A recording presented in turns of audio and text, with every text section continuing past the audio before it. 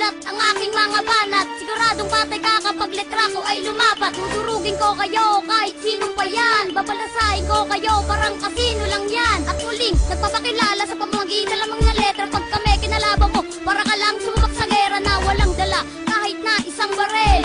Pag akong na nagsulat, lumiliyab na ang papel.